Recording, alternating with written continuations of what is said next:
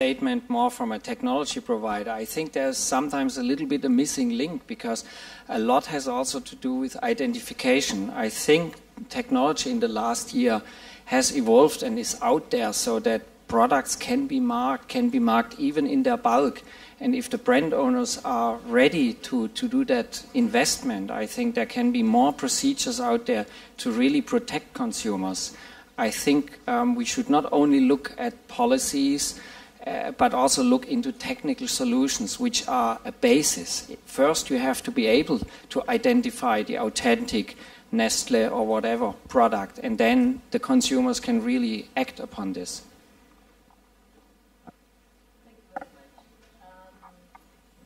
I don't know if I have time for everybody to round up. Just one sentence, one word. You can pass along the mic if you have anything to say. Should I start this one? Well, I think it was a wonderful opportunity, and I thoroughly enjoyed the session. I hope it was longer. I know we'll have greater opportunities in the future as we continue to connect with each other and work towards really creating a society and an environment of the world where rights are protected, private property is recognized in a wider perspective. Thank you. I think in the future, the government and enterprise do each other to protect the IP right, and I think we are winning there.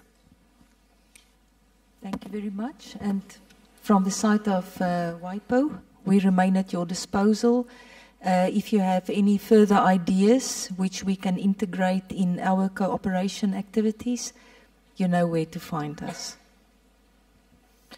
For the last question, I know there's an IC tag to identify the parts, so we're working on it, but there are certain costs associated, so we need to really see. And I realize to be here, there are a lot more different aspects in the counterfeiting issues. We're just looking at my Honda view, but I really appreciated giving me the chance, and that'll help me in working on the counterfeiting people for future.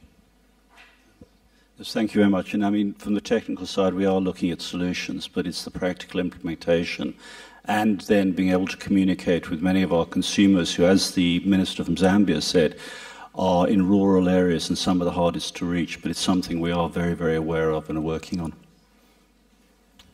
And now the last word. To effectively address the issue of counterfeit goods, it has to be more than about enforcing IPR rights, or IP rights, sorry. I think Ashali insists on having the last word. I think it is very clear that CSR does, in many ways, I will rephrase that. Governments do expect companies to invest on their CSR policies and to increase more. However, CSR policies and their effectiveness and companies for them to decide to put money on CSR, again, depends on governments ensuring that their rights are protected. And it has been shown over and over that for those countries, as the Minister of Trinidad and Tobago said, those the countries, I mean, the organizations that invest in their countries have increased their CSR policies and investments simply because they knew they were on safe ground, and that in itself attracted new and other investors in the country. Thank you very much. You're a wonderful panel and a wonderful audience. Thank you.